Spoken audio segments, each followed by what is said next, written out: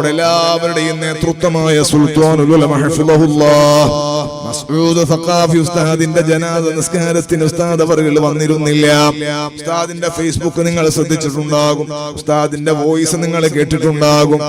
ഞാൻ ഡൽഹിയിലുള്ളത് കൊണ്ടാണ് നാട്ടിലേക്ക് എത്താൻ കഴിയാത്തത് എന്നാണ് ഉസ്താദ് പറഞ്ഞത്. സുബ്ഹാനല്ലാഹ്, നല്ല തണുപ്പുള്ള നാട്ടിൽ ഈ പ്രായത്തിൽ എന്തിനാണ് ഉസ്താദ് പോകുന്നത്? ഉമ്മത്തെ നമുക്ക് കാവലാകാനാണ്, അനുയായികളെ നമ്മുടെ ഇസ്സത്തിന് വേണ്ടിയാണ്. ഏത് മനുഷ്യന് എനിക്ക് സുഖമില്ല, ഞാൻ പറയട്ടെ, ഈ വാള് ഇവിടെ നടക്കുമ്പോൾ നമ്മുടെ നാട്ടിൽ തന്നെ ചെറിയ ചെറിയ സുഖമില്ലാത്ത ആളുണ്ടാകും, അല്ലെങ്കിൽ ഒരു സുഖമില്ലാത്ത ഒരു പ്രശ്നമില്ലാത്തവനുണ്ടാകും. അവര് പറയും, ഞാൻ ഇന്നലെ വന്നിട്ട് ഭയങ്കര തലവേദന കൊണ്ട് ആ പരിപാടിക്ക് വരാതിരുന്നത്.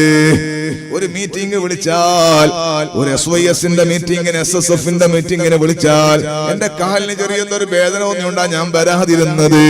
സുബ്ഹാനല്ലാഹ്, കഴിഞ്ഞതിന് മുമ്പത്തെ റബീഉൽ അവ്വലിൽ സാധുവായ ഞാൻ 10 ദിവസത്തെ ICFന്റെ പ്രഭാഷണത്തിന് വേണ്ടി അബൂദാബിയിലായിരുന്നു.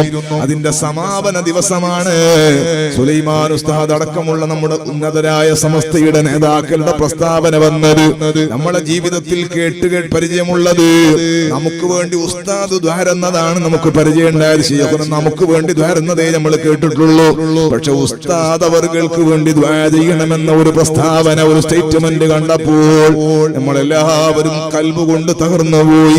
സുബ്ഹാനല്ലാഹ്, 11 ദിവസം നല്ല റാഹത്തിന് വഹദ് പറഞ്ഞു. 12ാമത്തെ ദിവസത്തിന്റെ സമാപനമാണ് സുഡാനി സെന്ററിൽ അബൂദാബിയിൽ. 5000-ഓളം ആള് പങ്കെടുക്കുന്ന ഏറ്റവും വലിയ പരിപാടിയാണ്, അവർ പ്രതീക്ഷയോടുള്ളവരെ പരിപാടി. ആ പരിപാടിക്ക് ഇറങ്ങുമ്പോഴാണ് ഈ സംഗതി വാർത്ത കേൾക്കുന്നത്.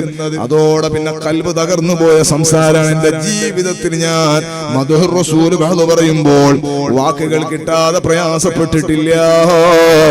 ഉസ്താദ് അവരുടെ കൽബ് ഇങ്ങനെ പോകുന്നില്ല. സുബ്ഹാനല്ലാഹ്, വാദല്ലെന്തല്ലോ ആയി. മൊത്തത്തിൽ സംഘാടകർക്ക് മുഴുവനും ക്ഷീണവും പ്രയാസവും സങ്കടവുമാണ്.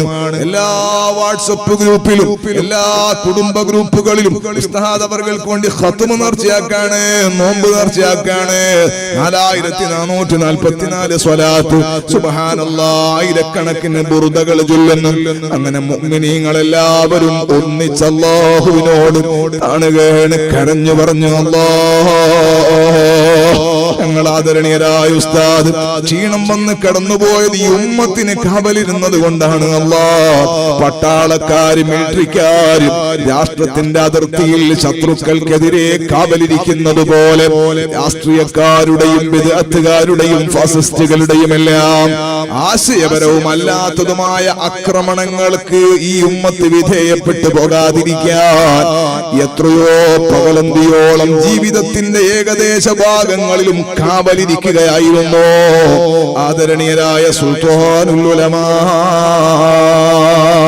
സത്യവും അസത്യവും, തന്റെ ദീനിന്റെ കാര്യം, നന്മയുള്ള കാര്യം, തന്റെ പരിശുദ്ധമായ ദീനിന്റെ ആശയത്തിന്റെ കാര്യം, ഏത് രാഷ്ട്രീയക്കാരനാണെങ്കിലും അത് നമ്മോട് ചാഞ്ഞു നിൽക്കുന്നവരോ അല്ലാത്തവരോ, ഭരിക്കുന്നവരോ ഭരിക്കാത്തവരോ, ആര് പറഞ്ഞാലും ഉസ്താദ് അവരുടെ ശബ്ദമുയരും. സുബ്ഹാനല്ലാഹ്, ആ ശബ്ദത്തിന് അപ്പോൾ ഒരു ഇടർച്ച നമ്മൾ കേൾക്കാറില്ല.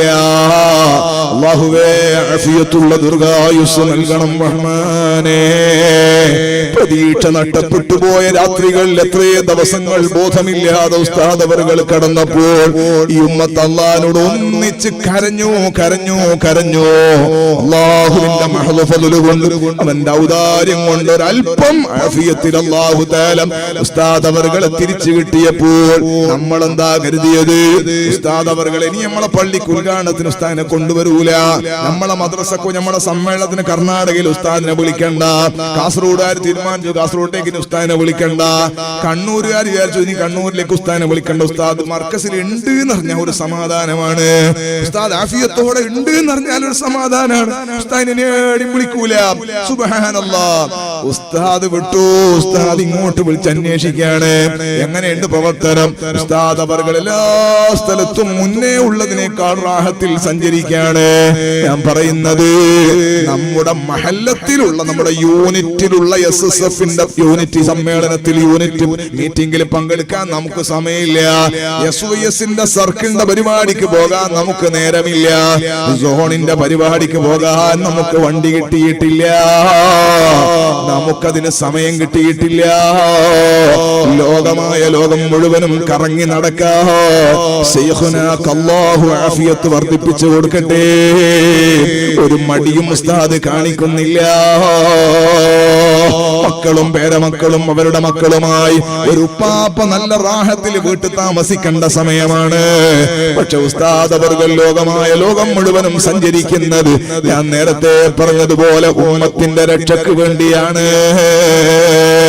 ആ മഹാനായ ഉസ്താദ് അവരുടെ പിന്നിൽ, മഹാന്മാരായ നമ്മുടെ ഉലമായിന്റെ പിന്നിൽ, താജുൽ ഉലമ കാണിച്ചു തന്ന മാർഗത്തിൽ അൽഹംദുലില്ലാഹ് അവരാരും അവരെ വിദ്വേഷം നമ്മളെ പഠിപ്പിച്ചിട്ടില്ല.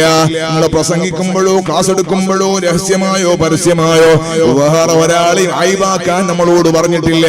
വേറൊരാളുടെ പ്രവർത്തന മേഖല നോക്കാൻ നമ്മളോട് പറഞ്ഞിട്ടില്ല.